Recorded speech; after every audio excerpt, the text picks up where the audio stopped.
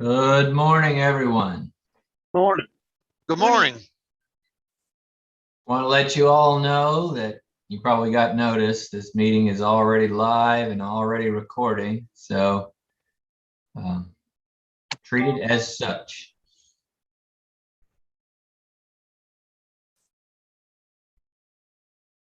Andrew, I'm going to mute this location on the first floor. Great. Thank you.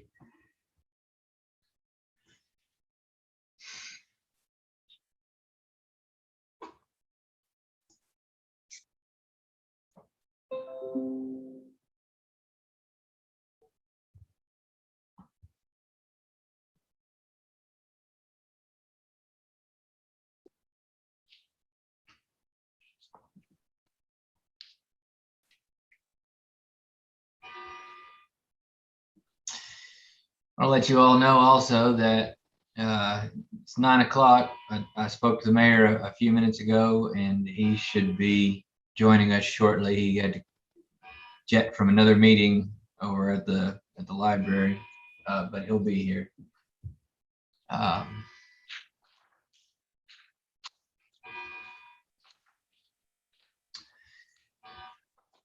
Well, here comes Devin. We'll give it 3 more minutes, and then we'll make some introductions and we'll get started.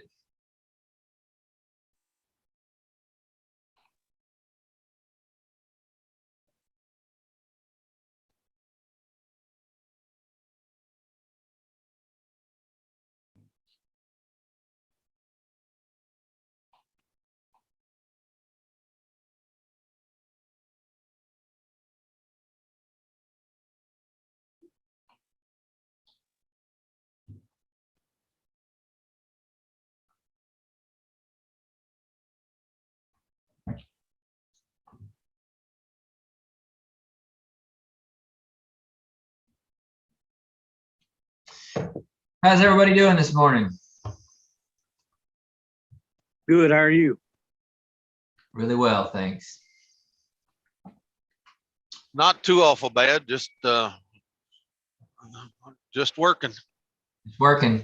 Oh, there's the mayor. Yeah. Are you driving, Todd? Yes, I am, between Frankfurt and Berea. All right. Well, it wouldn't be a Zoom meeting if Todd wasn't driving.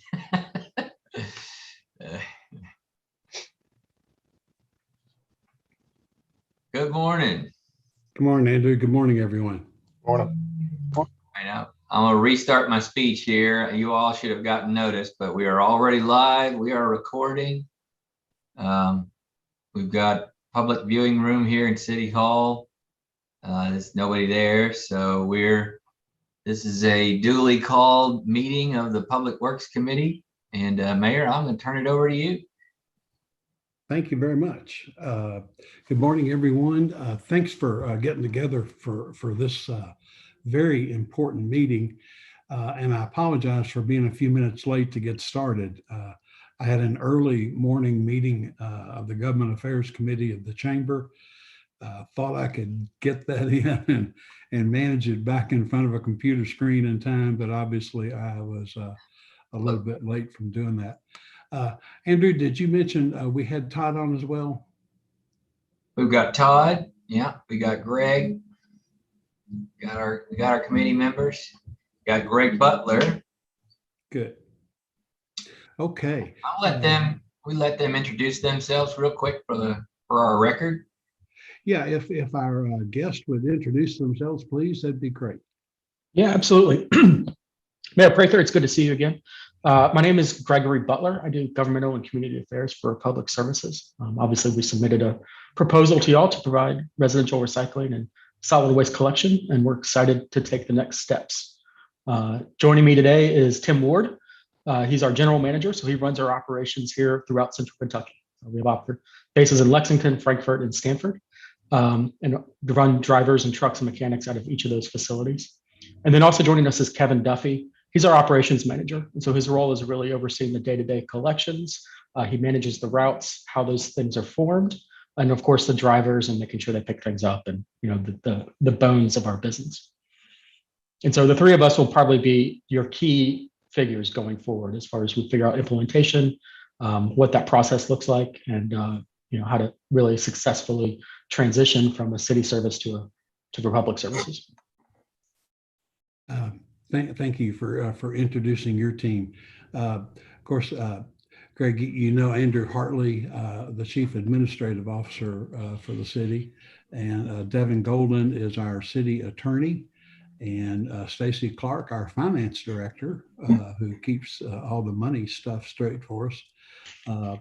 Robert Bruin is our Director of Public Works. This is really his world that we're impacting. It's something that we've approached with Robert very carefully because we have real concerns about potential transition and our employees and things of that nature. So that'll be a key part of our conversation for Robert to help us through with. And then the most important people on the call from my perspective are council members Todd Stone and Greg Hampton, who along with me make up the Public Works Committee. So what we hope to do with this meeting is talk through the RFPs that we've received and have looked at. Greg and Todd, an opportunity for us to ask any questions of the vendors or our legal counsel or finance team, I'll do it, man. how we move forward. And then two, is the committee, from what the committee learned, is the committee ready to make a recommendation to the full council on how we should proceed? What I think we're going to learn, and Andrew, I hope we're in a position to show this summary and walk through it. We had long assumed as an administration and a committee that when we got to this point in our solid waste activities and how we would move forward with those, we had always thought that the market would take care of us. The market would protect our citizens and provide us with a good outcome. Probably as Andrew and I had the opportunity to sit with Judge Covington in a number of early meetings back some time ago.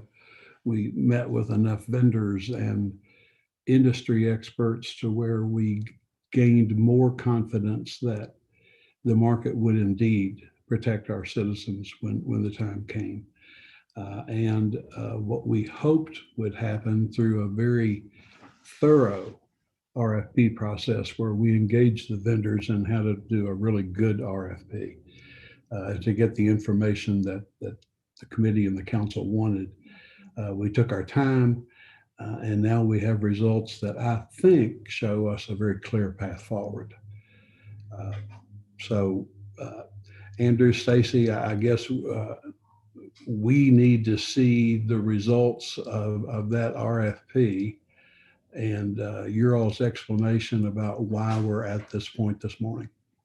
I got a few slides I want to share. It's just 3 slides. I'll go ahead and do that now.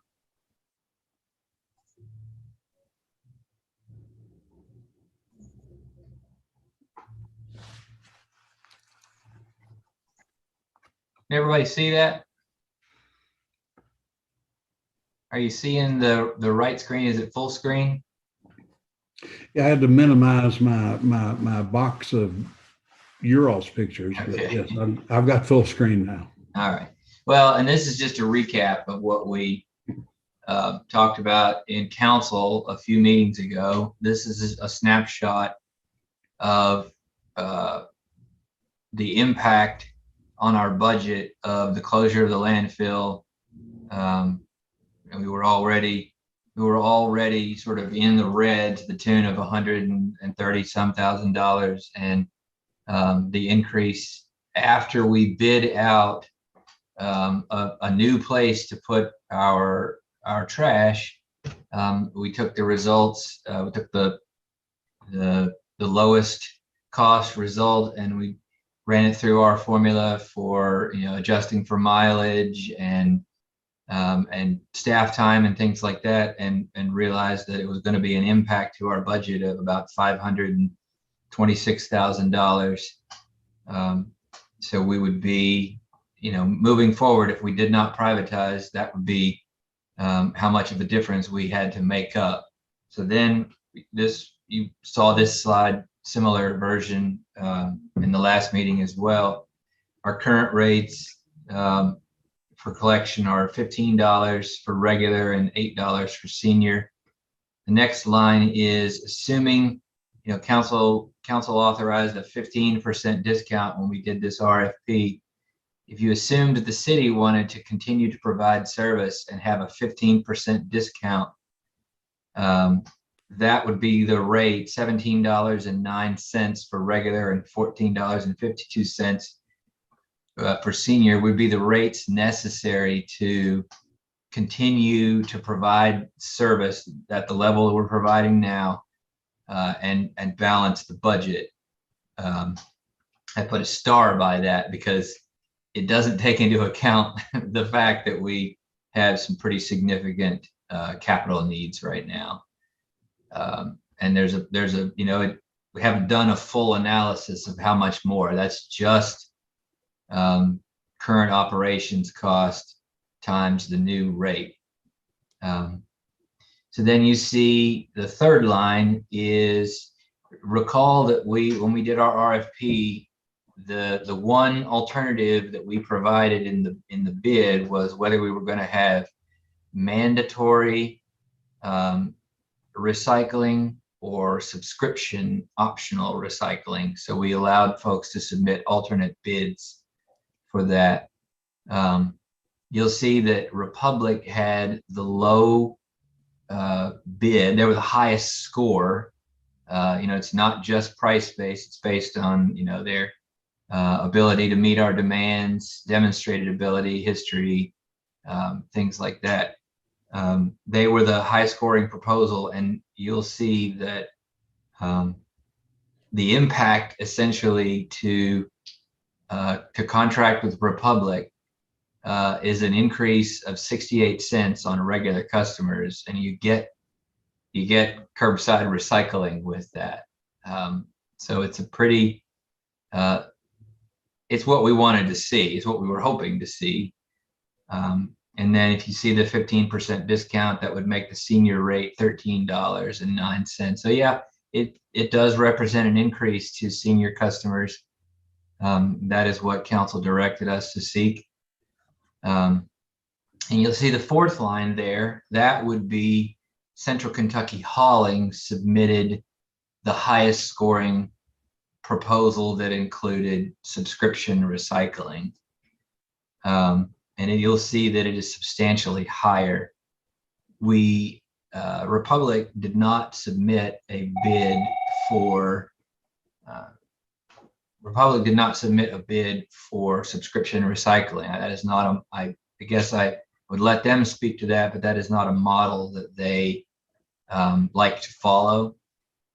And the other bids that we got for subscription-based recycling were similar. They were very high compared to mandatory recycling, because there is, when you put the two together, when you put the solid waste and the recycling together, there's a market for that keeps the cost down. But I think this is really the slide that summarizes it all. If you wanted to think about it in terms of bang for your buck and what the rates would need to be, it's pretty clear that moving to privatization with Republic, we get mandatory recycling, or we get curbside recycling for everyone out of the deal at a rate increase of 68 cents. And then the only other slide I have is just to show you that at that rate structure with Republic, we would expect to see roughly $210,000 in franchise fees, which we discussed using as supplement for, we'll still have to continue to collect things like brush. There will be costs associated with that, and it will definitely eat up that budget. That will help pay for equipment maintenance and personnel and things along that line that are about our continuing obligations to the public. Yes. And if you go back to the first slide, just to remind the council members and for anyone else that wasn't at that meeting, here we were just trying to evaluate what how our annualized expenses would change if and when the landfill closes, and we have to take our solid waste stream to a different dumping facility. We wanted to know what that cost was on an annualized basis, and we've given that to the council with the understanding that we want to limit our exposure to that particular financial situation, which is why we're wanting to move as expeditiously as we can once we have all the information toward a decision. And then on our next slide, Andrew, the council, we never entertained the idea of raising our current rates to cover these expense increases that we're going to potentially face for a short period of time. We intended to cover that out of the general fund, and by reducing our exposure, reduce that dollar amount.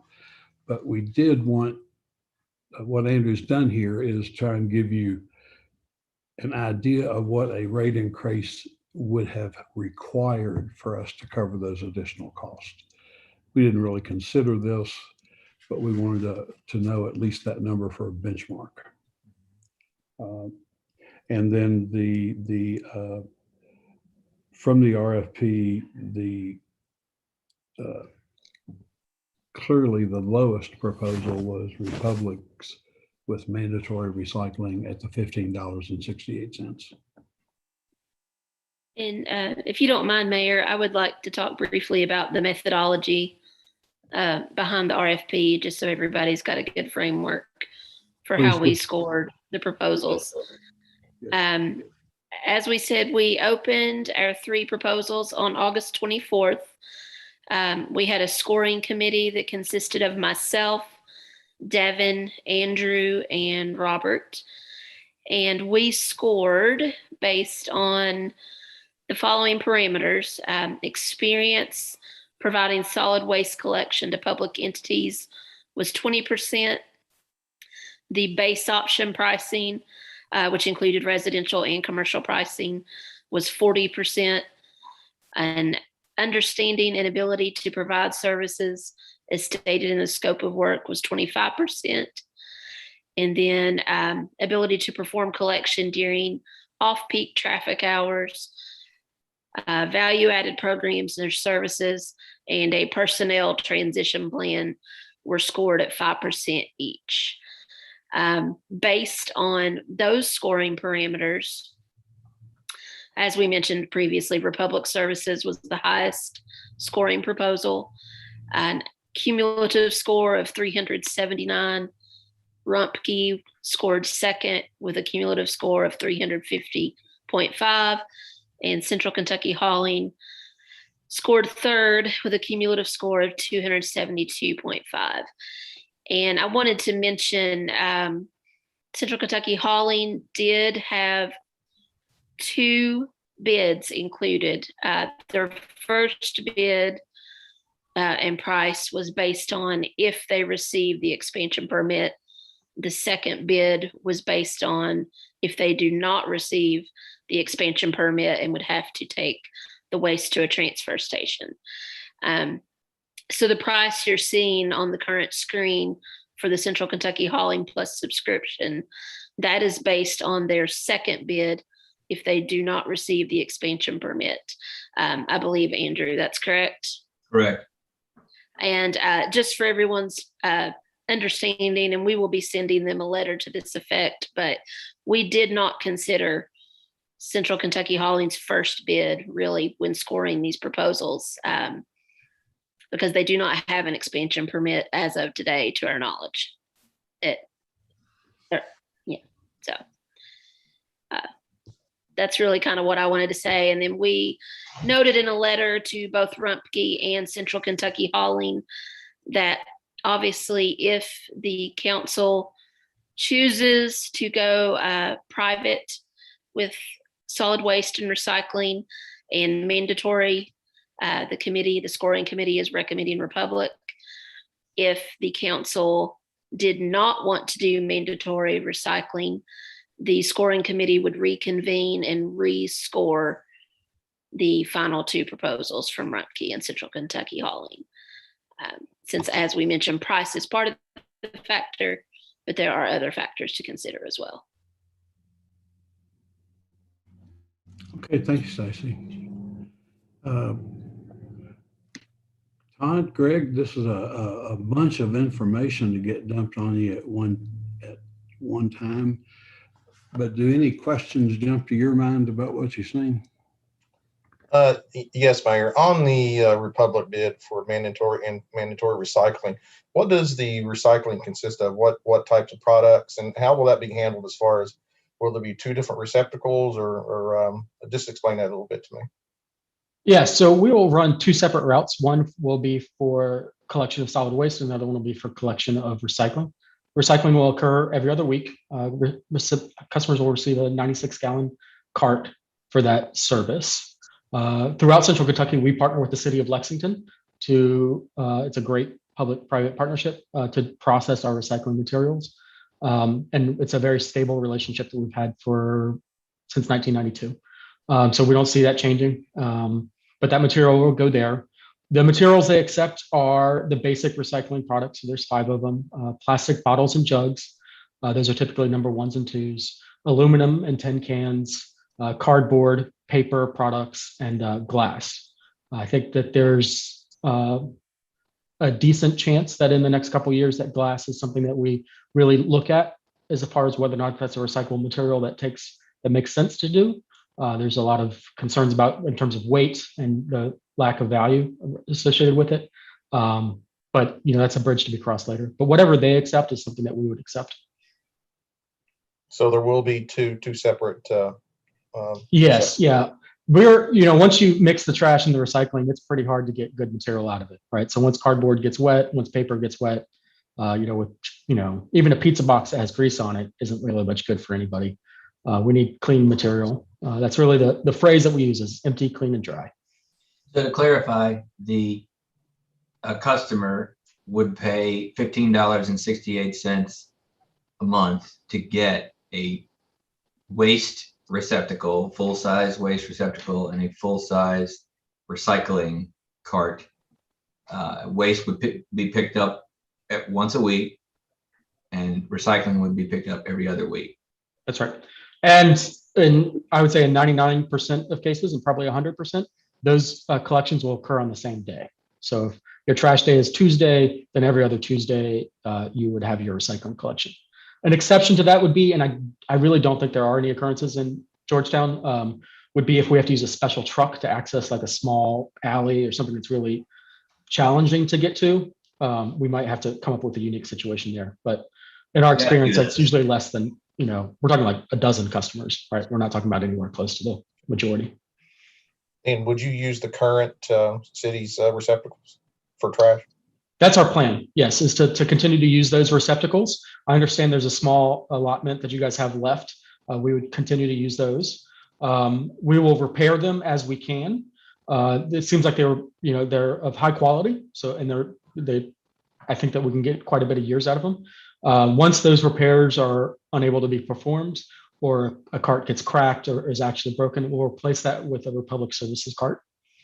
That cart will remain the property of Republic Services, going forward. So if we do decide to separate in 5 years or 10 years or whatever that may be, those carts was something that Republic would collect back. There would be no cost for that delivery initially. We do, we're pretty generous, but if you start losing 3 or 4 carts, it's kind of suspicious. And so we try to discourage that with a cart replacement fee. We have a lot of fees like that are designed to really just encourage the right decision.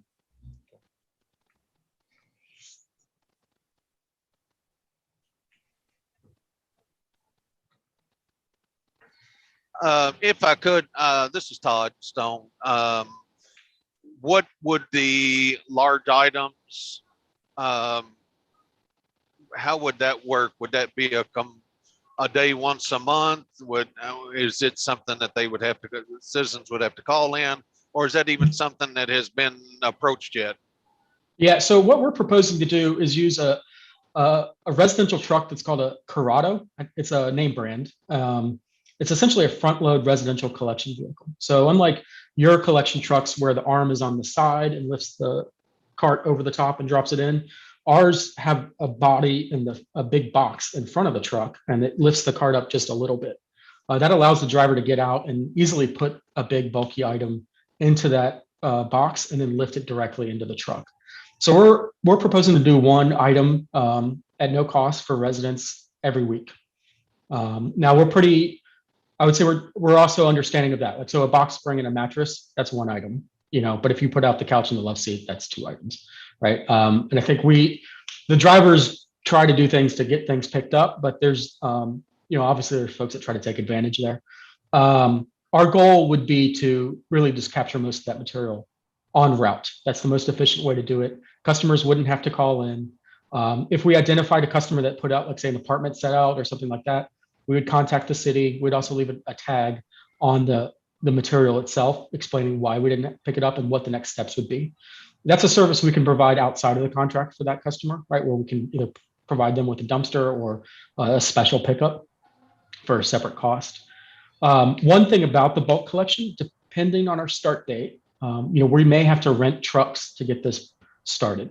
So new trucks take anywhere from 6 to 8 months, even for a company as large as ours, to from the date of order to the date of on the ground doing the work. And so if we start on January 1st and say we come to terms pretty quickly, it's potential that January through March of next year that we'll be using rental trucks. Those are almost always automatic side load. So that's the same kind that y'all have in service. And so we would not be able to implement that bulk collection program right away. I think that we could probably come to some sort of understanding of what that looks like in the beginning. And there's still a lot to be told about what kind of trucks we can get and when that might be. But there may be some flexibility that we're going to need just in the beginning, and then launch it maybe in the spring, like a bulk collection program that occurs every week. Again, that's something that we can discuss during the implementation period, but it is certainly a challenge within the transition. Okay.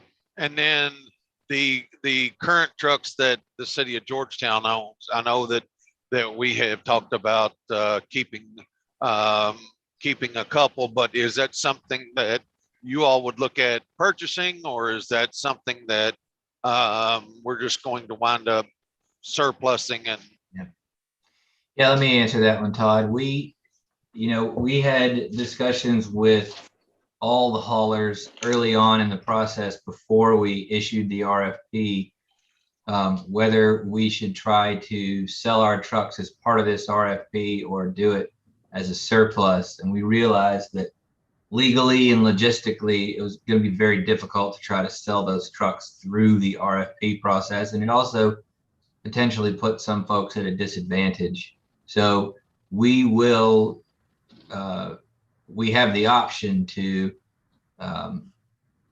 figure out which trucks we want to keep and surplus the rest through a dedicated auction. And we are confident that we will sell those and get good return on them. okay. And the last thing I have is like this coming weekend where we have the Festival of the Horse. How would we be able to handle that? Would it be a situation where we would, I know Robert and I and Greg have discussed it, using our trucks, but would that be getting the 40-yard dumpsters, or would it be something to where trucks that we would keep that we could bring to the Benson Valley facility and get a tipping that would just be a normal, or would that be a special occasion?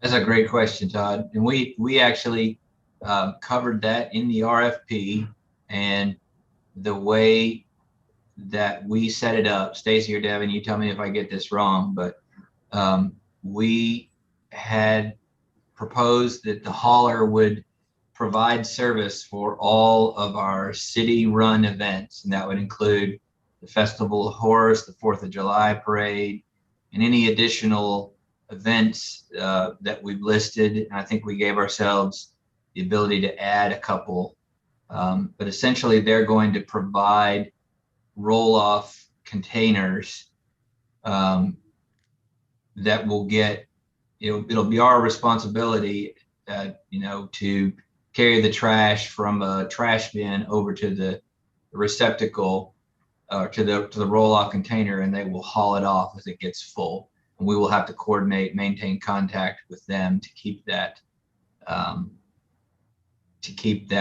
flow going. At Festival of the Horse, you may have to empty the dumpsters several times a day or once a day. And then we also required in the RFP that downtown garbage, the green cans, that be included on the pickup route. That is normally something I believe that Public Works was having to send somebody around and pick up in a pickup truck, essentially. So that will be something that the hauler takes care of as well. Stacy or Devin, do you want to add anything to that? Yeah, I've pulled up the RFP and it's included under special services. So for things like Festival of the Horse, I think we included that at no additional cost. The hauler provide 2 40-yard open top refuse containers and empty those as many times as needed based on the waste generated for the festival. So we actually called out Festival of the Horse in the RFP. And then we do have a similar thing for like the 4th of July celebration and other events. So there are roll-offs for other events, but on Festival of the Horse, we add an additional level for those dumpsters. Yeah, and we're happy to work with y'all to figure out what that looks like. I think this is pretty standard in most of the communities that we operate in, that everyone's got, every small town in Kentucky's got 1 or 2 festivals. And so we have a lot of experience doing this, and we can provide things above and beyond what y'all requested. So we have an infinite supply of cardboard receptacles that are perfect for events, temporary sort of things, branded with Republic Services, and we'd be happy to provide those at no cost. To Todd's question about a tipping fee at the landfill, that's also something that we'd be happy to incorporate into the contract. If it's materials that y'all bring on occasion, we can certainly provide you a rate. It would be, I'm pretty confident, it would be less than what your current rate is with Rumpke. Obviously, there's a cost of travel and things of that would be up to you guys to decide, but we'd be happy to look at that. And regarding the downtown receptacles, I believe we did include that in the addendum to the RFP. But I know Robert will work with whoever, if we award a contract, we will work with them to make sure that those can be picked up as often as we like, or may make the determination to keep those with Public Works if we feel we can't get those emptied exactly as need to, because obviously we want to keep those clean and changed out as often as we can. So we did include it in the RFP, but may make an adjustment to make sure it's taken care of more frequently, potentially. I like this attention to detail.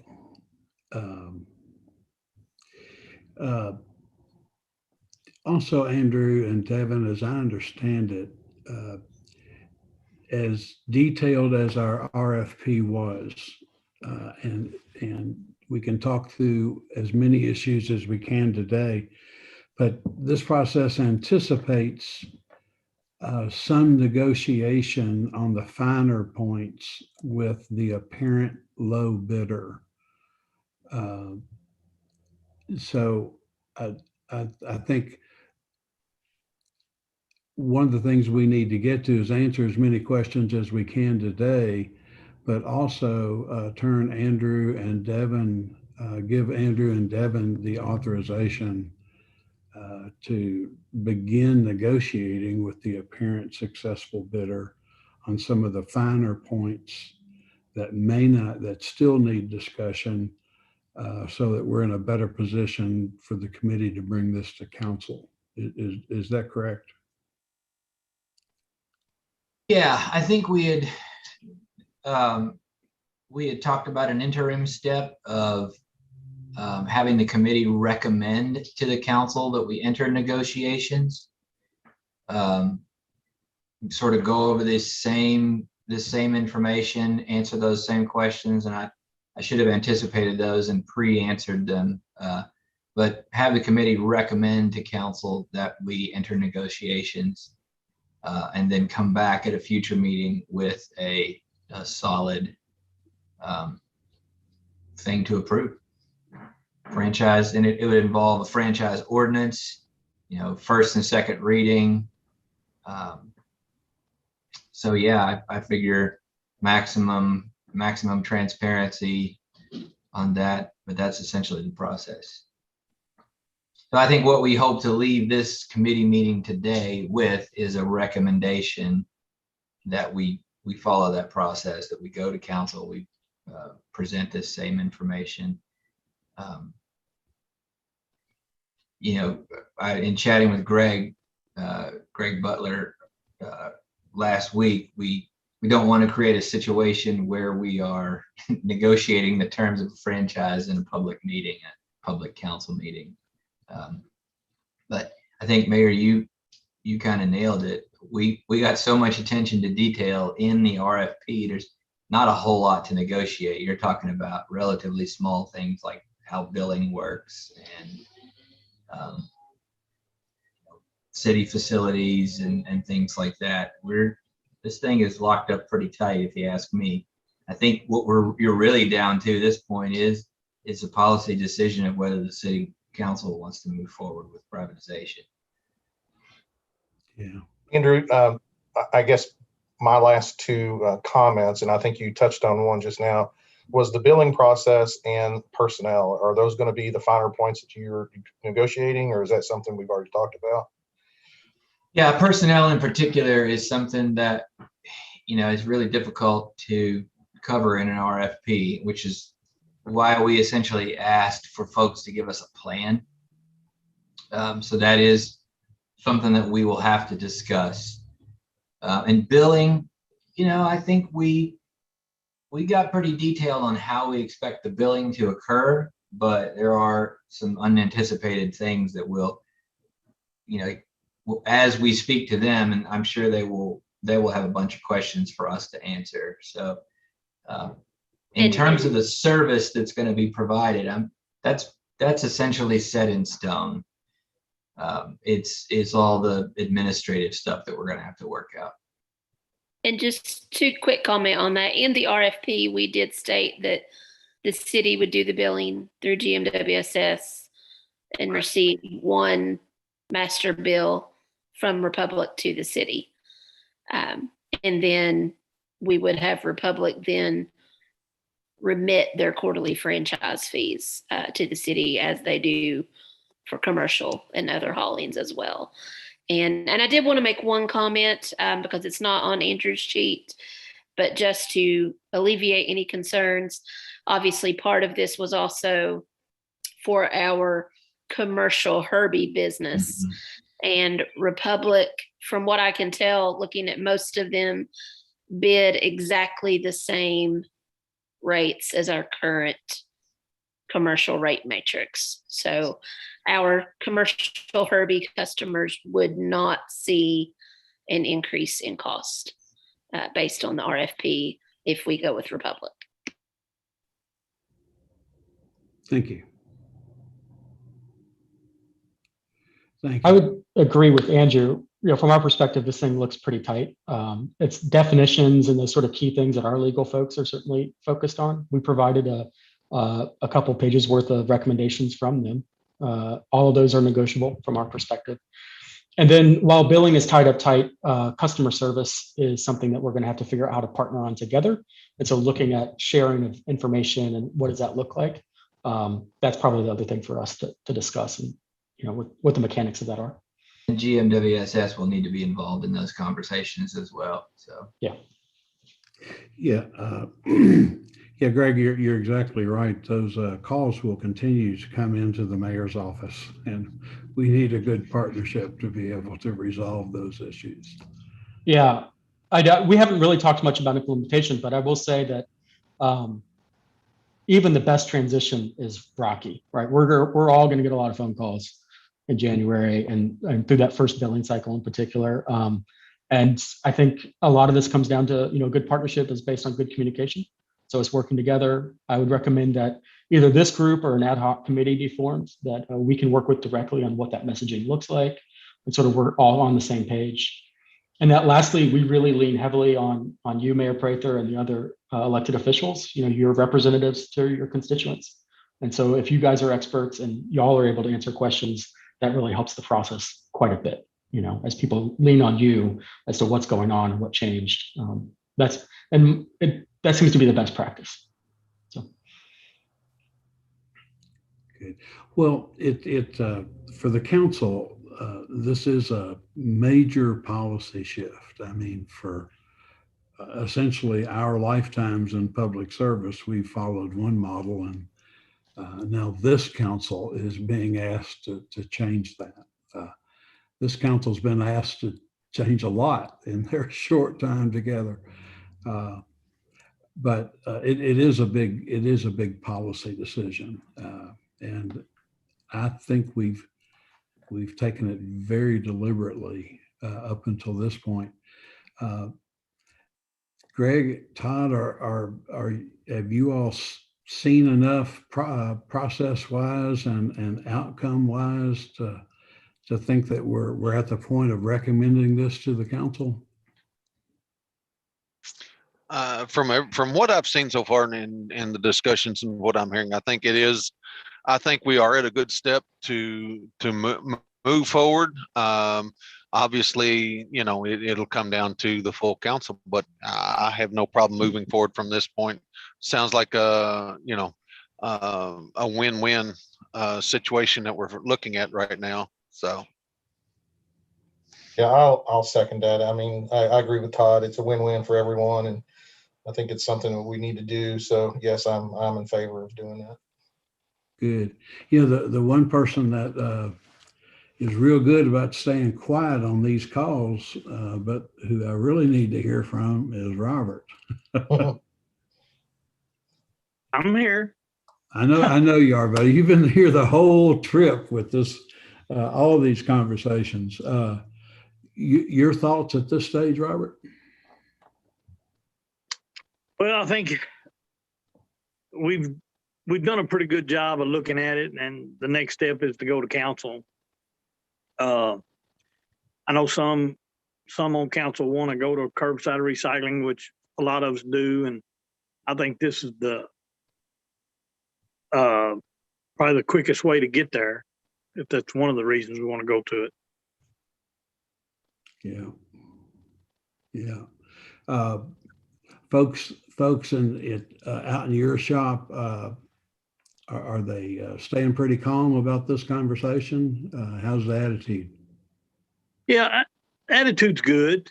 I mean, besides working with Republic and the next step in this, I'm sure me and you and Andrew and Stacy and Devin have sat down and decide what we're going to go from out here, because I still got a lot of work to do out here that we can do that I need bodies for. Mm-hmm. So, I mean, that's another step. And I did like the answer that they had about would they work with us on the festival. I'm still not sold on the roll-off dumpsters for the festival, because I know what happens around them. So I think we need to maybe do something else there, but we'll talk about that during the other process.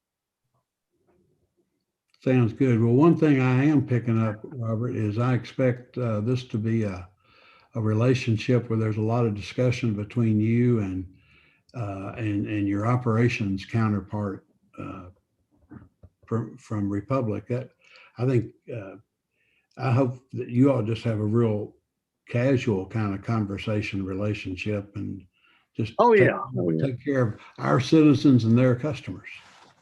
Yeah, that's the main thing. Take care of the citizens.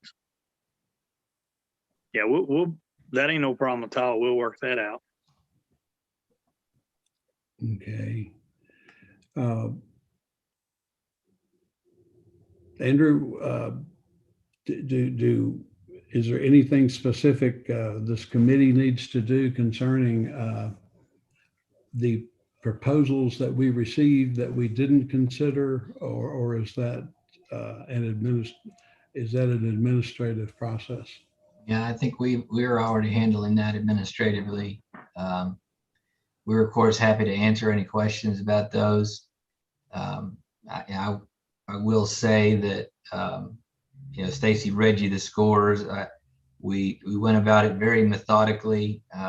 Each of us read all the proposals beforehand and sat down in a room for quite some time and scored. And I am confident in where we've landed being the right scores. So I'm also confident in the fact that we really had a good process. We didn't just slap together an RFP and say, here it is, make it happen. We had conversations with the haulers. They helped us shape what a good RFP ought to look like. Then when we bid it out, when we put the RFP out, we had lots of really good questions from the haulers, realized that there were things that we hadn't answered clearly, and we went back and clarified those. And as a result, this is a really good, rock solid proposal, and I'm really excited about it. It is, as you said, a major shift in policy. But I want to acknowledge that it is one that we have been discussing as a potential for quite some time.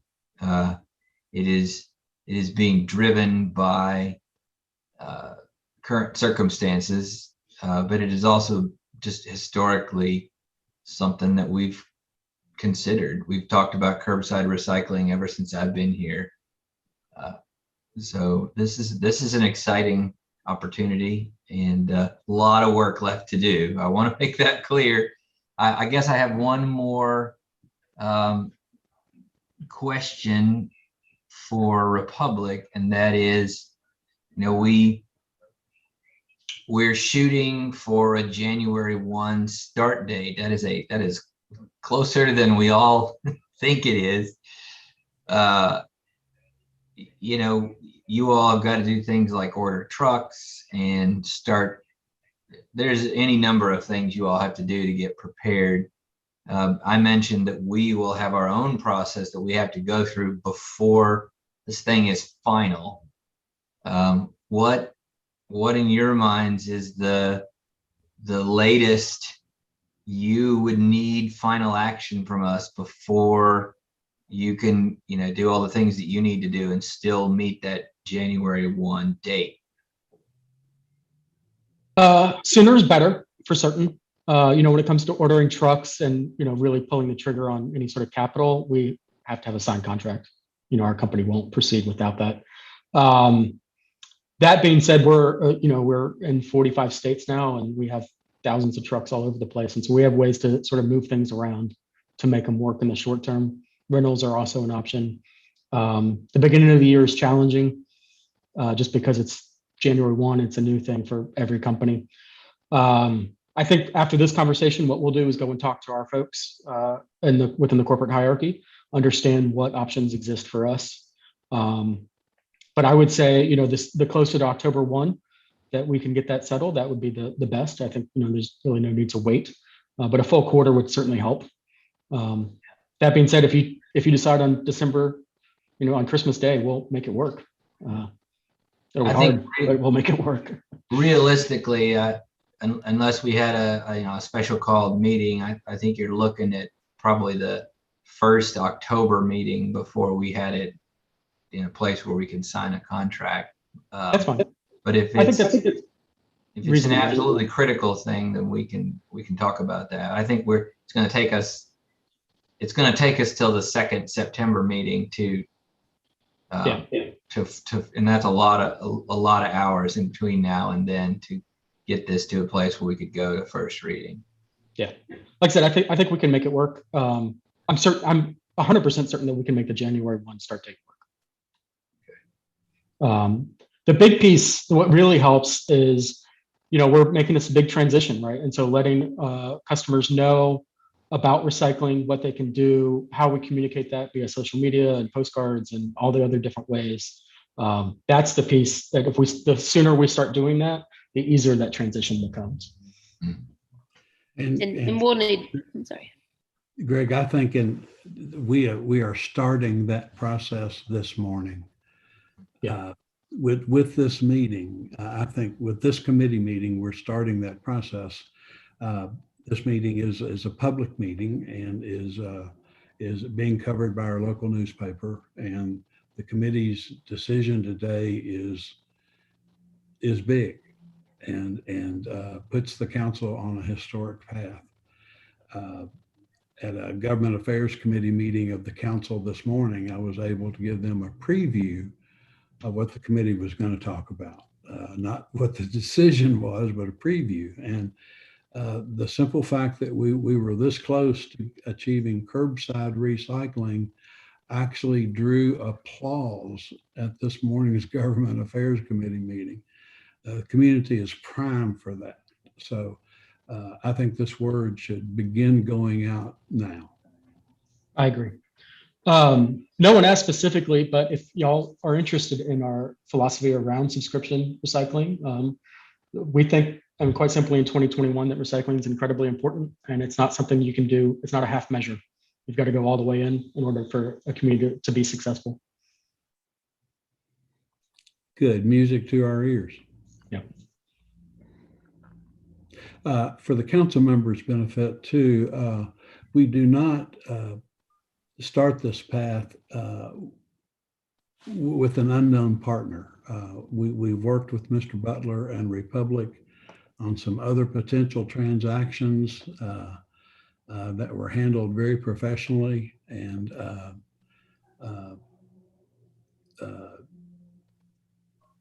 it just left me thinking that we begin this with a good relationship and in good hands. So my compliments, Greg, the way we each handled our business in our earlier considerations, and it sets the stage for going forward today.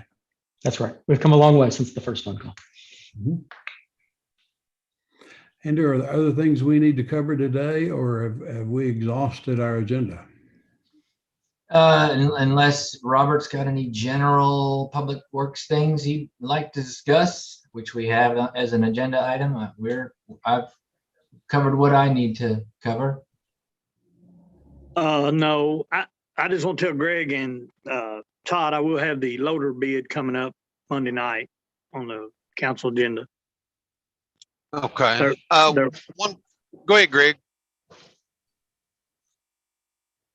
I didn't have any time. Okay. One thing that I want to bring up is the fact that I know that Stacy and the mayor and your team will be looking at public works and the people out there, and one of the things that we have really discussed is about things around the city that like the Georgetown sign in the shrubbery. One thing that we could look at is even bringing back part of a beautification department or a section of Robert's people and working with that. And there's definitely spots that around the city that that Parks and Rec has that should be mowing, but it's fallen to us. So it may be something that we look at and helping, having to expand and not losing anybody if we don't have to. I know things would go according to attrition, but that's something to definitely look at, that as the city grows and expands in size, it's just going to be tougher and tougher on Robert's crew. So Well said. I've put together a little bit of a plan, so I'll share it with you when it's time. Sounds good. We like plans. As long as they don't cost anything, Robert. Well, I don't know. There's a cost to everything, unfortunately. I know. There is. Anything worth having. Yeah. Okay. Devin, Stacy, anything else we need to do? No, just I think we probably need to, I know Republic mentioned an ad hoc committee, potentially a transition team. If we recommend and move forward, council moves forward with this, probably need to get GMWSS on board as quickly as possible, since it would involve updating billing a little bit. So Yeah, and I have to be very careful in how I approach this. GMWSS has an independent board, and they have not yet agreed to do this billing. I need to work on that, and I don't want to appear to be taking them for granted, but that'll be my responsibility to work that out with that board. And the only thing I would add is that, assuming council gives the blessing for us to start negotiations, maybe Andrew, Stacy, Greg, we could get kind of a, whether by Zoom's probably okay. We could kind of just start with a baseline, what the contract would look like and those terms, and just kind of get the ball rolling on that discussion, maybe Wednesday next week. Sooner the better. yeah, I agree. We can get a tentative meeting on the books, pending a direction from council.